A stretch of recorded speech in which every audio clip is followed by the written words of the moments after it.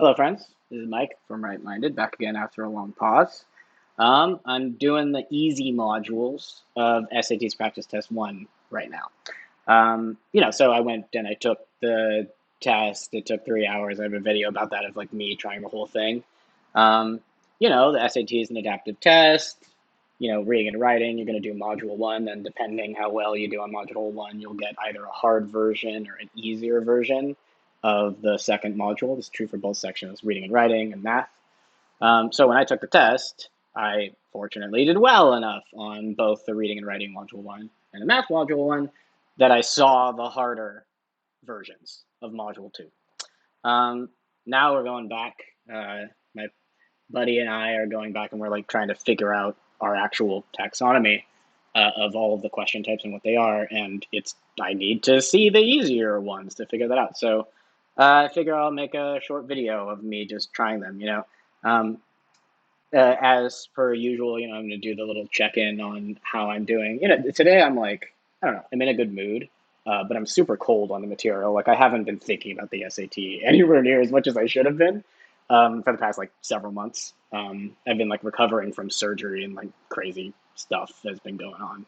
Um, but yeah, so I'm cold on the material, but on the other hand, it's supposedly easy material. It's supposed to be the easier math and the easier reading and writing.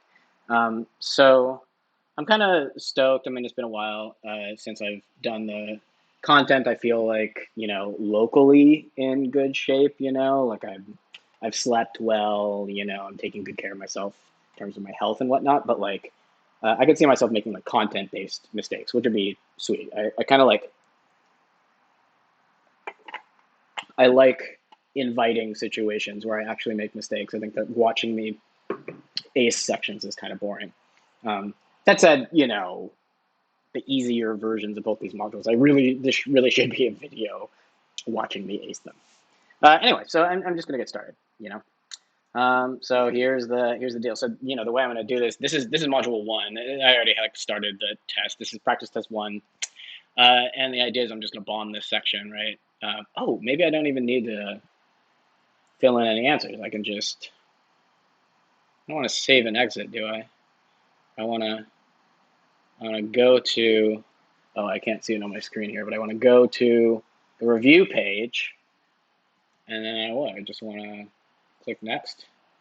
Modules over, okay. And now I should be on the easy reading and writing. Okay, so here we go. Do there often strange images, highly experimental syntax, and oh God, it's been a while. Woohoo, nice. Command plus and minus zooms. Command 0 resets. Yeah. All right, so I'm going to zoom in. All right, due to their often strange images, highly experimental syntax, and opaque subject matter, many of John Ashbery's poems can be quite difficult to understand, and thus are the object of heated debate among scholars. Interpret. Yeah, all right, this. Highly experimental, and due to these things, they're hard to, yeah, they're hard to figure out what they mean. Okay. I forgot about this, but you want to read this first. You want to click this button immediately. All right. Pick a word. Monica Lopez Ferreira and others at Brazil's Butantan Institute are studying the freshwater stingray species of Poctobete to determine whether biological characteristics such as the ray's age and sex have any kind of effect on the toxicity of their venom. That is, to see if differences in these traits are associated with considerable variations in general. So, like a substantial, yeah, imperceptible is the wrong direction. Really, we want like a perceptible. And here we've got considerable variation. So like this means this. All right, I shouldn't spend too much time explaining. Substantial. That's the right answer. Right. Same type of question. Former astronaut Ellen Ochoa says that although she doesn't have a definite idea of when it might happen, she thinks that humans will someday need to be able to live in other environments than those found on Earth. This conjecture, this is the word that should mean this, informs her interest in future research missions to the moon. She speculates. She thinks. She doesn't. Yeah, she thinks we're probably gonna have to, but she's not sure about that. She like speculates. She things, maybe. Okay. Following the principles of community-based participatory research, tribal nations and research institutions are equal partners in health studies conducted on reservations. A collaboration between the Crow Tribe and Montana State University used this model. Tribal citizens worked alongside scientists to design the methodology and continue to assist in data collection. Uses, fabricates, exemplifies, maybe? Yeah, okay. Let's see. Following the principles, these guys are equal partners. This is a principle. They're equal partners. And now we're going to give an example of this. Look how equal they are. Circumventing is going around. Eclipses means like outshining. Fabricates means making it up. Okay, so exemplifies. Great. Okay, researchers have struggled to pinpoint specific causes for hiccups, which happen when a diaphragm contracts suddenly. Is it strenuously, beneficial, involuntarily? I shouldn't finish right now. Strat-wise, you know, if you move on, right? I don't need to read this. However, it's found these uncontrollable. Boom, there. Yeah. Contractions may play an important role in helping infants regulate their breathing. Right. Okay. Still same question type. Parasitic daughter plant increases its reproductive success by flowering at the same time as the host plant it latched onto. Same time flowers. In 2020, Jin Kang Wu, John King, maybe Kang Wu, and his colleagues determined that the tiny daughter achieves this miracle, coordination maybe, with its host by absorbing and utilizing a protein that the host produces when it's about to flower. Ooh, synchronization. There you go. Prediction. No, it's the same time. Synchronization. Great. Okay. Different question? Nope. Same question type. Ophelia Zepeda's contributions to the field of linguistics are legion. There's a lot of them. Her many accomplishments include working she did this, she did that, she did a bunch of things. Extensive. Yep. Okay. Oh my god, same question. I think this is a higher number than average of these words and context questions. Maybe not. I can check. In the indigenous intercropping system known as the Three Sisters, maize, squash, beans form a beautiful web of relations. Maize provides things, and the squash does the stuff, and they intricate. Indecipherable, you like can't understand it, ornamental, obscure, yeah. Okay. All right, now new question type. This is a most strongly supported question. Following text is adapted from Picture of Dorian Gray. He's taking his first look at a portrait that Hallward has painted of him. Dorian passed listlessly in front of his picture and turned toward it. When he saw it, he drew back, and his cheeks flushed for a moment with pleasure. A look of joy came into his eyes, as if he had recognized himself for the first time. Oh, I like this picture, man. He stood there motionless and in wonder, dimly conscious that Hallward was speaking to him, blah, blah, blah, but not catching the meaning of his words. Man, the sense of his own beauty came on him like a revelation. He had never felt it before. You know, yada, yada, yada, but I'm looking at myself. I'm very beautiful. What is true about Dorian? He doesn't give a shit about Hallward's opinion. He is delighted by what he sees, yeah, for sure. He prefers portraits to other types of, who knows about other types of paintings. He is uncertain of the talent of his artist. That's sort of neither here nor there. All right, which quotation from the film most effectively illustrates the claim? This is another most strongly supported question. Often rebuked, yet always back returning, is an 1846 poem by Emily Bronte. The poem conveys the speaker's determination to experience the countryside around her. So she needs to be determined to experience the countryside. Often rebuked, yet always back returning to those first feelings that were born with me, and leaving busy chase of wealth and learning for idle dream. This isn't like countryside. I'll walk, but not in old heroic traces, and not in paths of high morality, and not among the half-distinguished faces, the clouded forms of, I want I'll walk where my own nature would be leading. It vexes me. I hate choosing another guide where the dray flocks and ferny glens are feeding, where the wild wind blows on the mountainside. Yeah, so I want to go to the countryside, and I really hate not doing that. Today I will not seek not the shadowy region. Its unsustaining vastness waxes drear, and visions rising legion after legion bring the unreal world too strangely near. Yeah, so I think that this captures the I hate stuff part but we want the I want to go to things part. I'm gonna maybe mark this for you. This is the first one that I'm not sure about. We're illustrating the claim again. There's going to be a claim here. Mrs. Spring Fragrance is a 1912 short story by Sui Sin Far. In the story, Mrs. Spring Fragrance, a Chinese immigrant living in Seattle, is traveling in California. She lives in Seattle and she's traveling in California. In letters to her husband and friend, she demonstrates her concern for what's happening at her home in Seattle while she's away. She's like, man, oh God, Seattle, there's some shit going down in Seattle. My honorable cousin is preparing for the Fifth Moon Festival and wishes me to compound for the occasion some American fudge. This is just about fudge. All right. Concern for what's happening. Maybe it's just like she cares what's happening. It's maybe not like bad things are happening in Seattle. Next week, I accompany this person to San Jose. Yeah, this is what she. Oh, don't forget not to care for the cat, the birds, and the flowers. Do not eat too quickly, nor fan too vigorously. Now that the weather is warming, guys. So she's writing in letters to her husband and friends. She's from Seattle, but she's writing to them, and she's like, guys, don't forget to take care of the cat. Yeah, this is more about like stuff that's happening with me, but we want her concern for what's happening at home. Right, okay, I feel reasonably sure about that. Which quotation from a translation of Hedda Gabler most effectively illustrates claim? Same question type. There's going to be a claim here, and then we need to illustrate it. Hedda Gabler is an 1890 play by Ibsen.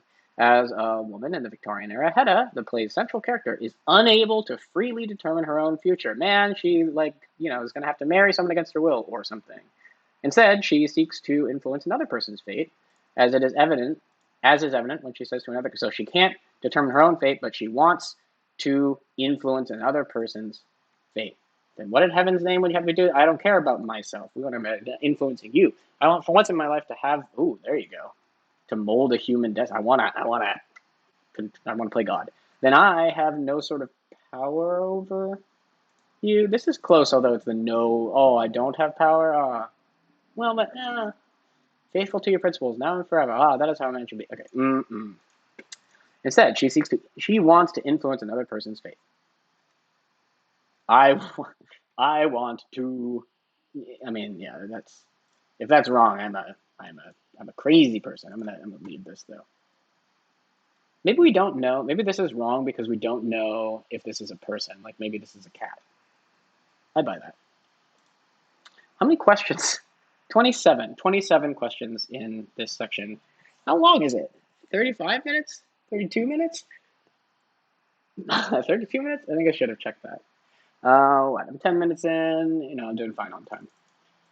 Which choice most logically completes the text? So, yeah, same. Well, not exactly the same type of question, but honestly, it's pretty close. Well, here we're asked to provide a conclusion. It's still a most strongly supported question, though. All right. In some artifacts recovered from excavations of the settlement of Kulokata in modern Ghana, if some artifacts recovered from there date from the 13th century, that may lend credence to claims that the settlement was founded before around the time. So maybe we found some artifacts, and if they really are from there, then like maybe there was a civilization there or before. There is other evidence, however, strongly supporting a 14th century CE founding date for Kulokata.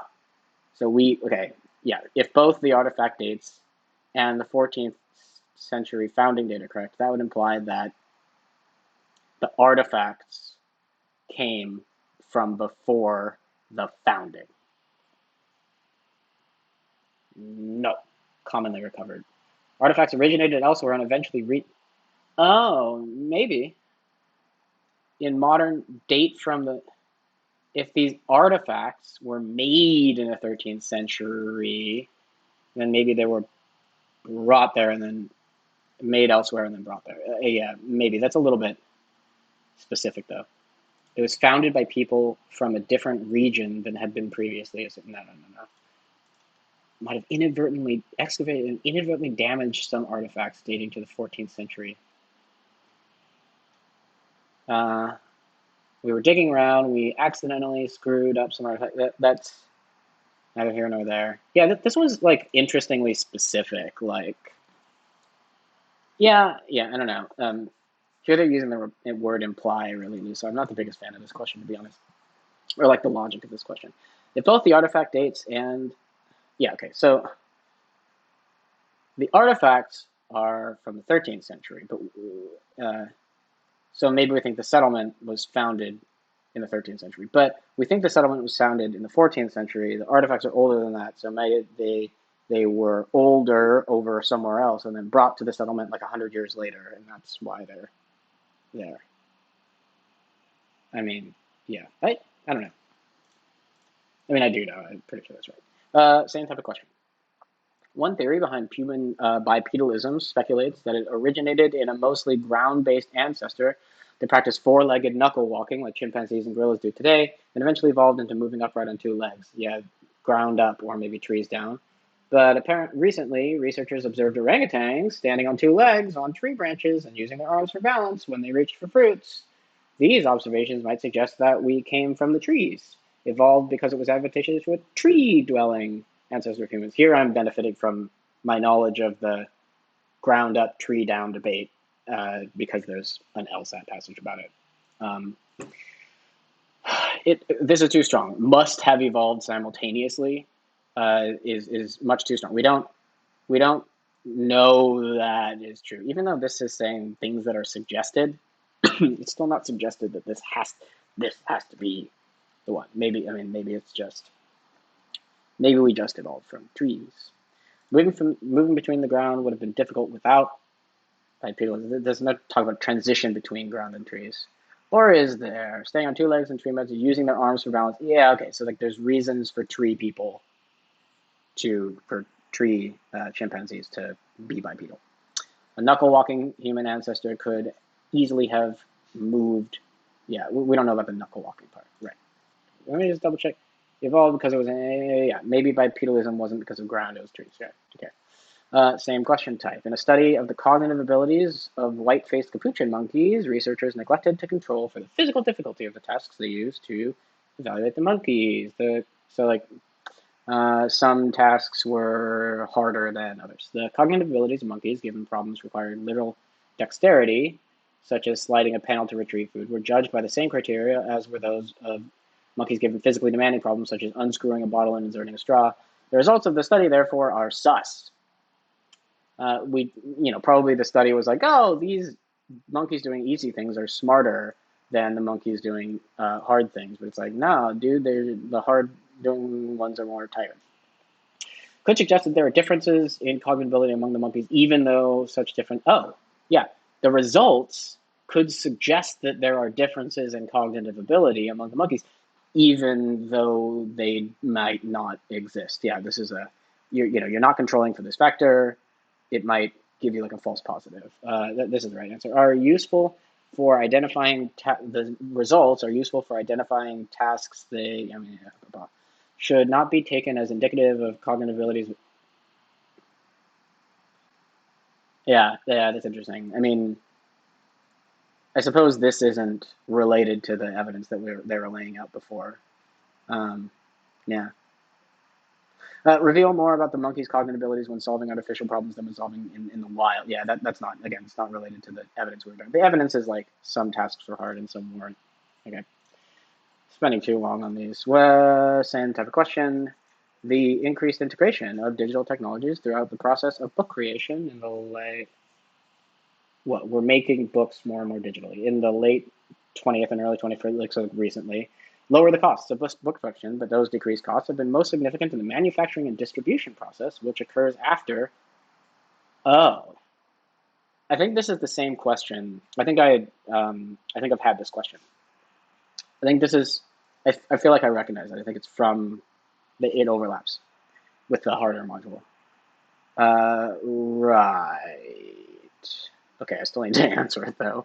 The increased integration of digital technologies throughout the process of book creation lowered the cost of book production, but those decreased costs have been most significant manufacturing and distribution process, which occurs after authoring, editing, design. So in the late 20th and early 21st century, manufacturing and distribution got cheaper, but the other stuff didn't. Made it easier than it had previously been for authors and get them published. I think no, maybe. I don't think so. Generally expected the cost of books to decline relative to costs now. but we don't know about customer expectations. Publishers increased the variety of their offerings by printing more unique titles, but also printed fewer copies of each title. I don't know about that. Oh, these costs were less affected by the technologies used than were the costs of manufacturing and distributing. Right. I mean, that's this. Digital stuff, lower the cost. These decrease costs, mostly in manufacturing and distribution. And the other stuff was less affected. Yeah, this question overlaps for sure. All right, now into the writing section. Public awareness campaigns about the need to reduce single-use plastic can be successful, says researcher Kim Borg of Monash University in Australia. When these campaigns give consumers a choice, for example, Japan, I need to turn this on to Do Not Disturb. When these campaigns give consumers a choice, for example, Japan achieved a... Whoa. Public awareness campaigns can... okay, we need to reduce single-use plastic, no more water bottles, says this Australian person. When these campaigns give them a choice. So, for example, Japan achieved a 40% reduction in plastic bag use after cashiers were instructed to ask customers whether they wanted a bag. Okay, I shouldn't have taken that so seriously. This is a grammar question, and I know that. Cashiers were instructed to ask whether the customers, they, multiple of them, wanted a bag. All right, more grammar. A member of the Cherokee Nation, this person is renowned. A member of the Cherokee Nation, this person is renowned for her contributions to NASA's book, which provided detailed mathematical guidance for missions, she's renowned for her contribution to the book. The book gave detailed mathematical guidance for missions to Mars and Venus. Okay. Typically, underlined scribbles and notes left in the margins by a former owner lower a book's value when a former owner is a famous poet like Walt Whitman. Such markings, so these are two different things. Value. Typically, these scribbles lower a book's value. But when the former owner is a famous poet like Walt Whitman, such markings, known as marginalia, can be a gold mine for literary scholars. So typically they reduce the value, comma, but you need a comma here. And a little transition word, right. This is agreement. I should be looking at these answer choices to get a sense of what we're doing. This is an agreement question. Is it more than one, they, or is it a single person, is? All right, so this is me calling it, right? It's this one because it's Watson and Crick, their findings. But I'm going to do the whole thing. British scientists, James Watson and this guy, Crick, won the Nobel Prize in part for their paper announcing the double helix structure of DNA. But it is misleading to say that these guys discovered the double helix. These guys' findings were based on a famous X-ray and they are finding possessive. Its findings? No, it would be the paper, but that doesn't make sense. Okay. Creating, created. This is what? I don't know. Agreement and also maybe tense. In order to prevent. Okay. I'm just gonna. The lock would increase the salinity of the lakes and the lock would create a natural barrier of water most marine creatures would be unable to cross. The lock, there's a lock that we're talking about, would increase the salinity of the lakes and the lock would create, singular. Yep. All right, the blueberries could thrive, could they thrive? Okay, good. This guy from Chile observed that alkaline soils contain an insoluble form of iron that blueberry plants can't absorb, thus inhibiting blueberry growth. If these plants were grown in alkaline soil alongside grasses that aid in iron solubilization, could they thrive? This dude was determined to find out, could the blueberries survive?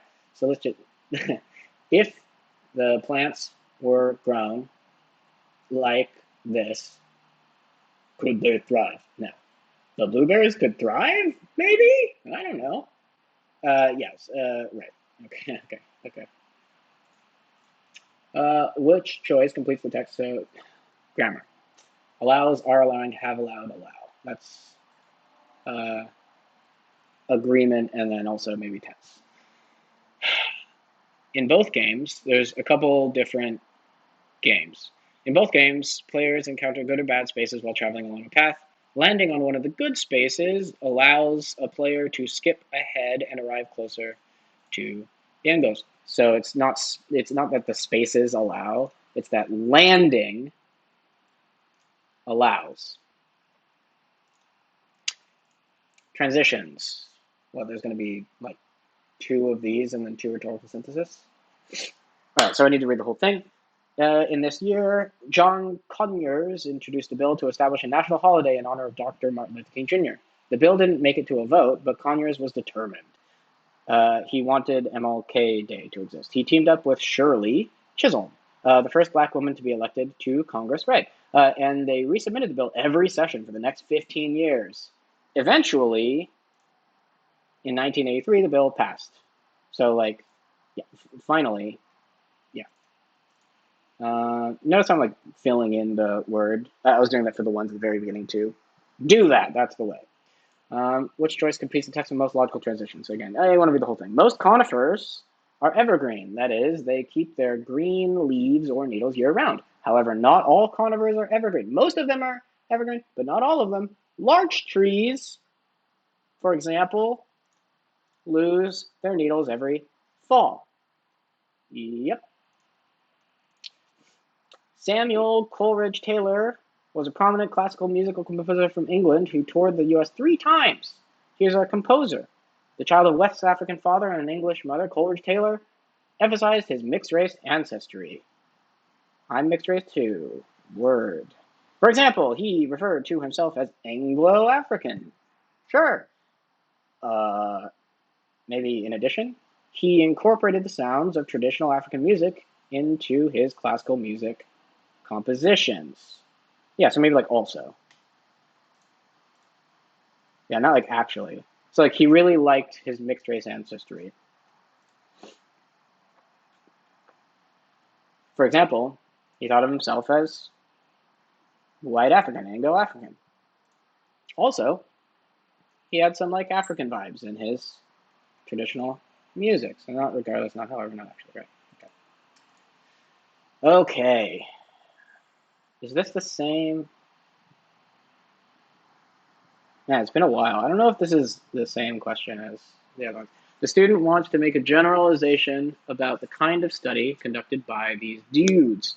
They wants to make a, can I annotate? Yeah, right? I can, oh, I can, we want to make a generalization about the kind of study. And so we can like highlight. Yeah, cool. That was so clumsy. Conducted by these dudes. Which choice uses relevant information in notes? We want to make a generalization. These dudes shared writing credits for a lot of songs. Many Lennon McCartney songs were actually written by one of them. So the exact authorship of specific parts of many Beatles songs, such as the verse for "In My Life," is disputed. People don't know whether it's Lennon or McCartney.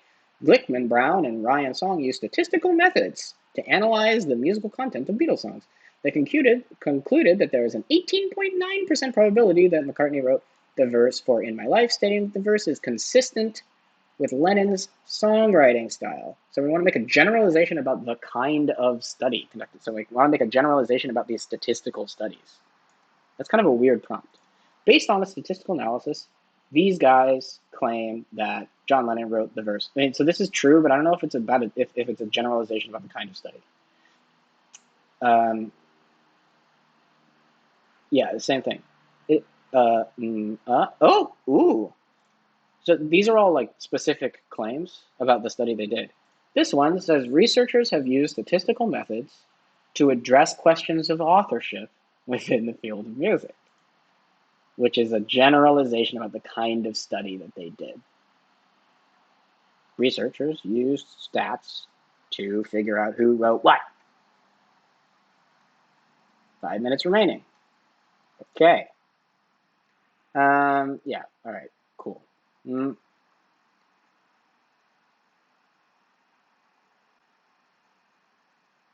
often rebuked, yet always back returning. The speaker wants to experience the countryside.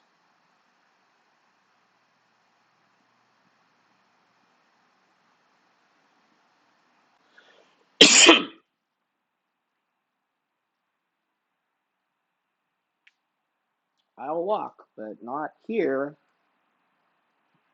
I'll walk where I want to go. I don't want to go where I don't want to go. And where I want to go is the Ferny Glens.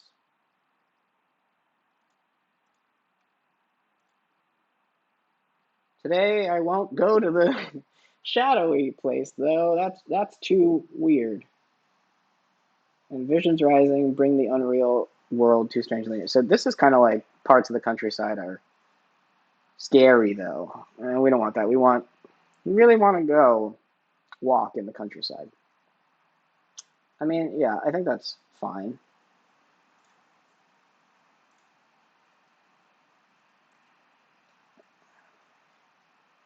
Okay. I'm done. This is me being lazy because this isn't a real practice test. I'm being lazy. I'm sorry, but I'm just gonna be done. I think that I aced the section. If I didn't ace the section, then I'll eat my words. You know. All right. So now the plan is to bomb the first math module. I'm gonna not take a break. Now the plan is to bomb the first. Well, okay. I'm gonna spend a little bit remembering what to do here.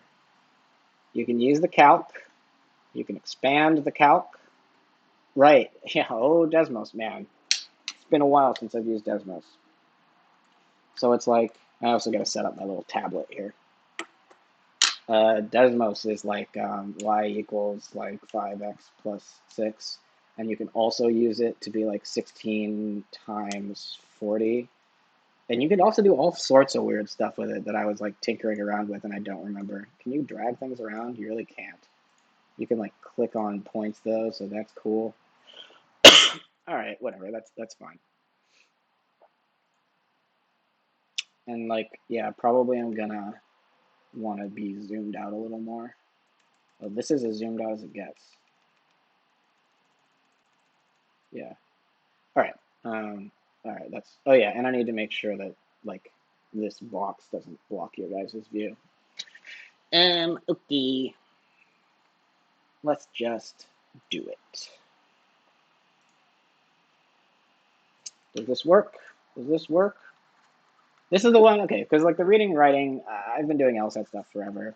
I'm like still, I've been teaching the SAT for a long time. I'm still not that good at the math. I'm still like, math is not my strong suit. So maybe I get a question wrong. Or like more. I think on the last one I missed like 6 questions in the math. So, okay, here we go.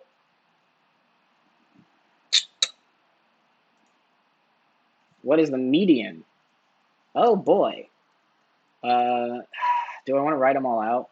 I do. 71. Are they already in order? 71, 2, 3, 6, 7, 9, 83. They're already in order. So I'm going to count in from the outside. It's like boop, boo, boop, boo, boop, boo, boop, boop, 77. Okay, come on. Okay. 1, 2, 3, 4, 5, 6, 7, 8, 9. It's the fifth one. 1, 2, 3, 4, 5. It's 77. Okay. Whoa. Solve for x. What value of x is the solution? X plus 40 equals equals 95. So, um, I mean, okay, it's like 55, right? Because yeah, I mean, right. Okay. Cause okay, I don't know if that was like faster, right? But it's like subtract 40 from both sides, you know. What is the area of a rectangle with length and a width of 7? So area is length times width. So we're going to go 17 times 7. It's going to be 17 times 7. That's 119, baby. 119 centimeters squared. Centimeters? We were checking units, you know. 17, 7. Yep. What expression is equivalent to this one? Let's figure that out. So it's 20w. We just need to distribute the negative sign. Minus 4w, and then it's minus 3w. W. So it's 20 W's minus 7 W's, which is 13 W's. That's how many W's we have. Okie dokie. The number y is 84 less than the number x. If you take the number x and then you subtract 84 from it, that's how you get y. Which equation represents the relationship between x and y? Well, y is 8 or x minus 84. Boom, baby. Wow, we're really doing a good job on these easy math questions. This is a good, like, ego boost. The expression, this one, is equivalent to that one, where b is constant. What's the value of b? Oh, this is kind of cool. We're going to reduce that by 4, so it's 6 divided by 6 over 4. What? No, oops, I'm stupid. We're dividing everything by 6. 24 divided by 6 is 4, right? So dividing that by 6, and it's 42. 42 divided by 6, that's 7. What's the value of b? That one is 7. Great. Out of 300 seeds that were planted, oh, are we, what? Oh, 80 sprouted. What's 80% of 300? Well, it's 300 times 0.8. That's how you do that. It's 240. 240. Okie dokie. Ty set a goal to walk at least 24 kilometers every day to prepare for a multi-day hike. On a certain day, he plans to walk an average speed of 4 kilometers per hour. What's the minimum number of hours he must walk on that day to fulfill the daily goal? Well, he goes 4 kilometers an hour, and he needs to go 24. He needs to go 6 hours. Kilometers per hour. Kilometers, yeah, you need to say, okay. Oh, this is pretty cool. We're just multiplying everything by 3, right? 6 times 3 is 18. X times 3x is, or x times 3 is 9 times 3, which is 21. 27. Come on, Mike. Yeah, set, yeah. Okay. This function is this. What's f of 2? Oh, I don't know. Let's plug it in to the calculator. We're going to have 2 cubed, which is 8. F of 2. 2 cubed, 8 plus 9. 17. Hey, great. The total cost in dollars to lease a car for 36 months is like this. Some amount of months plus $1,000 bucks. What is the total cost to lease a car with a monthly payment is $400? Well, it's 36 times 400. That's like plus $1,000. So undo. Okay, undo works. 14,400. I mean, come on, it's 15,400. 36 times 400 is that, and then we're going to add $1,000 plus 1,000, 15,400. Okie dokes. The function g is defined by that. What is the value of g of x when x is 8? So just plug 8 in. What's 88? Am I crazy? No. 8 times 10 is 80 plus 8 is 88. All right, we are blowing through these easy math questions here. In the figure, line J is parallel to line K. What's the value of x? Oh, it's 180 minus this. These add up to 180. So, 180 minus 133 is 47. Okie dokie. Yep. Okay. I just like feel like, all right. I'm like too jolly. I'm going too fast. And I could see myself, like when I said 21 a couple questions ago, I could see myself missing a question. This graph has an intercept here and a y-intercept here. What's the value of b over a? Oh, this is, oh man, we're just going to graph this bad boy. Like you could convert it into mx plus b form, but we're not. We're going to go 7x plus 2y equals negative 31. We're going to do that, right? 7x, nope, Jesus. 7x plus 2y equals negative 31. We're going to graph that bad boy. And we're going to expand, and we want the x-intercept and a y-intercept. Whoa. What? Whoa. Okay. Jesus. Come on. fucking, what, bro? What, bro? Do we, like, wanna do it? Uh, yeah, okay. So I think we actually wanna do it. We plugged it into our calculator, and this is an annoying number. I mean, does it matter though? Yeah, it's gonna end up being like nice and clean. So we're gonna actually do it. I bet there's like a faster big brain way. Maybe if you just know what this is, it's like 7/4 or something. Negative 15.5.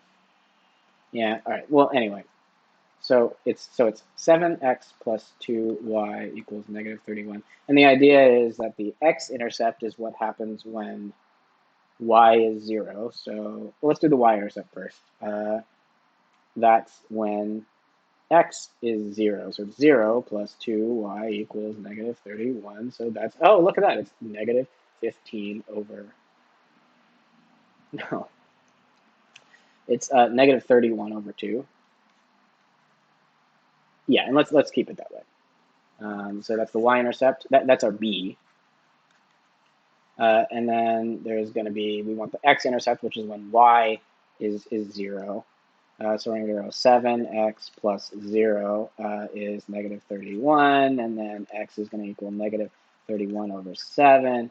And then the idea, and that's a, that's our a. Is that right? A and b are coming. Y-intercept, b, and yeah, this is taking forever. We want negative 31 over 2 divided by negative 31 over 7 equals, so you're going to like multiply, right? Well, so it's negative 31 times 7, that's up here. And then it's also negative 31 times 2 down here. So it's boop-de-boop-de-boo, you know, boop-de-boo, boop-de-boo. The negative 31s are going to cancel conveniently, leaving us with 7 over 2.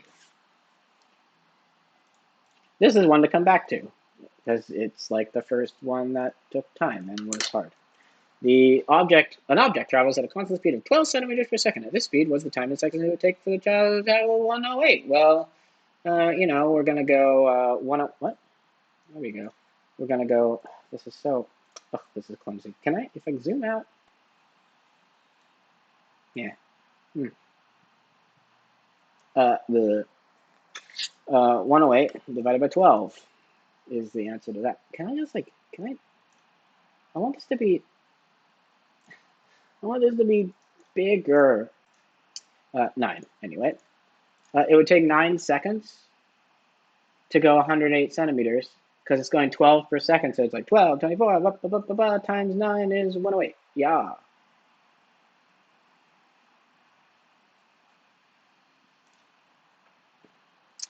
John paid a lot for a microscope by making a down payment of 37, that's this, plus a bunch of payments of $16 each, which the following represents the situation. It's this one. 37 needs to be here. Literally, what's the, ah! Okay, so I thought it was this one. And then you have to do the extra step of like, well, the other ones have to be wrong, right? Well, these two are wrong because the down payment of 37, this is the down payment. It happened once instead of a bunch of times. So it's not these two. And then what's the difference between these two? I thought they were the same. They look the same. Well, this one has a minus. So that's no good. Yeah, that's no good. Yep. This table shows 3 values of x, these ones, and the corresponding values y, these ones. There's a linear relationship between these. Which of the following represents this relationship? Well, the y-intercept is going to be 18 for starters, so boopity-boo. And now the question is the slope hella positive or hella negative? Well, is it going down as we go this way? Y is going down that way. So it's going down. I'm doing that fast. Y-intercept, x is 0. Oh, come on, I got this. X is 0, y is something. That's the y-intercept, it's 18. So neither of these. And then is it going up or down? Well, x is going up, but y is going down, so it's going down. Right, okay, okay. An object is kicked from a platform. Okay, so I'm doing obviously very well on time. An object is kicked from a platform. The equation h, this one represents the situation where h is the height above the ground. What number represents the height from which the object was kicked? 9. Yeah, okay, so I might take a little bit of extra time here. Well, the thing is, like negative 4.9 x squared plus 7x plus 9. Yeah, so here's the like graph, you know. One important SAT skill, I mean, this is a little cocky, I shouldn't like spend a million years on this, but one important SAT skill is being able to like draw out important information from equations that are presented to you in different formats. Like you can have the equation for a parabola and it could have been given to us in like, this is a little cocky, I shouldn't be doing this. It could have been given to us in like factored form, you know, with like t plus this and t minus that. They could have given it to us this way, but they didn't. They gave it to us in what's called standard form, where it's all expanded out. Well, in standard form, this number is the y-intercept, which in English is like when the thing started, when x is 0, the thing we care about, where was that? So like at the beginning of time, how high was it? And that's what's going on here. Which number represents the height from which the object was kicked, like originally? So it's 9. Okay, no more explanations like that. It takes a little too long. Maybe later. Which table gives 3 values of x and the corresponding values of h for the given function h?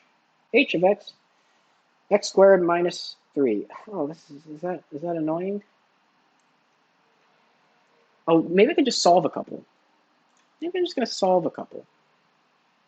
Maybe I'm going to solve them. Ooh, I'm going to solve them here. So we're just going to go 1, 2, and 3. So when x is 1, 1 squared minus 3 is negative 2. I mean, yeah, 1 squared minus 3. 1 squared is 1, minus 3 is 0, negative 1, negative 2, you know, so negative 2. And so it's neither of these, because these are the ones with negative 2.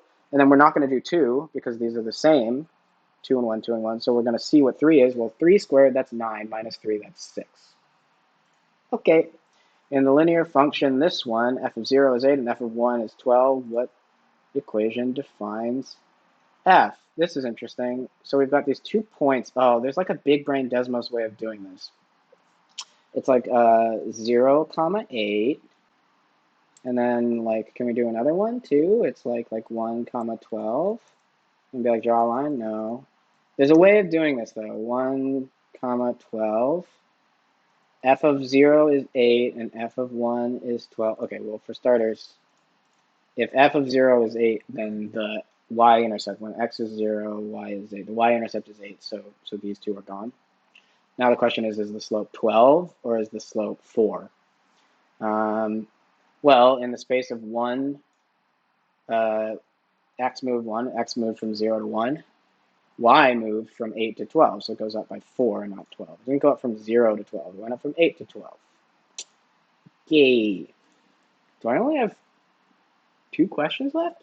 And the given equation relates these numbers to each other. Which equation correctly expresses k in terms of j and m? So this is a, what's it called? Isolating quantities question. It measures your ability to move things around. You can recognize them because they have this prompt, and then they're like, hey, it'll read like this. Which of these equations expresses this in terms of the other ones? And then all the answer choices are going to have one thing alone on its own, and then the rest of the stuff all jumbled up.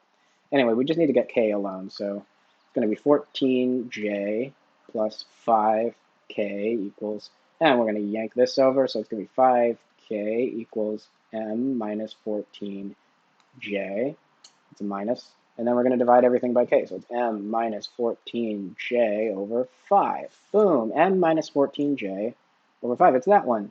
Why isn't it that one? Because 14 needs to be divided by 5. Why isn't it this one? Because that's the negative version. Why isn't it this one? That's, I don't know what that is. We multiplied by 5? That one's whack. Okay.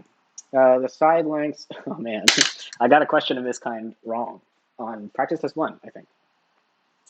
The side lengths of a right triangle are given. That triangle is similar to this other triangle where S corresponds to V and T corresponds to W. What's the value of the tangent of W? Oh my God. Oh no. Maybe I don't know how to do this question. I have 18 minutes. We got this. Side lengths. Oh, it's a right triangle. Well, that helps. Yeah. All right. On the old SAT, they never ask you trig if it doesn't have to do with right triangles. Like literally, the question type is called right triangle trigonometry. Um, they've changed that a little bit. They sometimes ask like about similar triangles. That was a question that I got wrong. But this is a right triangle trigonometry question. All right, hold on. Triangle RST is similar to UVW. UVW. I don't know which one the right angle is. Tan W. I mean, W is probably down here. I don't know. It's interesting. It's like a 3-ish, 4-ish, 5. Okay, this is the longest one. That's the hypotenuse. TR. So these two, call this T and call this R, and that's 584. Let's say this is the shorter side. So this is ST. This is 384. And this is 440.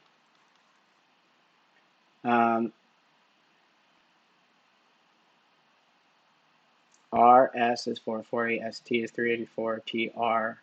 Yeah, so I'm calling this the hypotenuse because it's the longest one. It's going to be the longest one. Also, kind of interestingly, this is like a 3-ish, 4-ish, 5-ish triangle, which is a good little shorthand for why you want to draw it that way. Okay, we're going to make a similar triangle now. We just got to get these letters right. So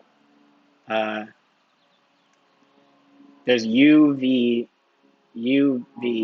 W. S is V. So this S, this is a V. And T corresponds to W. Well, that's W. And what's the other one? That's U. All right, this is a right triangle. And now we want the tangent of W. Well, tangent is opposite over adjacent. And so these are similar, so they have similar ratios. So it's 440 over 384. That's the ratio we're going for. And if I'm lazy and I don't want to do the math, it's like this number is bigger than that number. I mean, the thing to be safe, you just plug it into the calculator, but this number is bigger than that number, and so this is wrong because this is smaller. This is wrong because it's smaller. Screw those. Oh, this is smaller too. Yeah. And I just want to make sure 55 over 48 should be 440 over 384. So you're going to go 440, 440 over 384. Nope. And that's, well, okay. Well, what's 55 over 48? Is it the same? It sure is. Oh my God. Okay. Is that it? That's it? Am I just going to be lazy? I'm just going to be late. Okay. When you're doing a real practice test, obviously you shouldn't end here. You really shouldn't end here. You should spend, literally, if you have nothing better to do, you should spend the rest of the time going back through the whole section, just question for question, just double checking your work. No reason not to do that. There is for me, though, because I'm not going to get a score. And I don't want to do this forever. So we're done. Okay. So I'm just going to do a little bit of, I'm going to check my answers and I'm going to see if how I did and review any mistakes and maybe offer some, um, thoughts, whatever. So let's see, I'm going to sign in.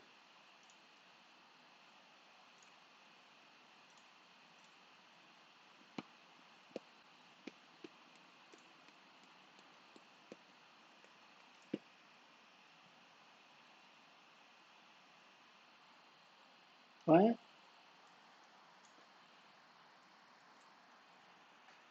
What?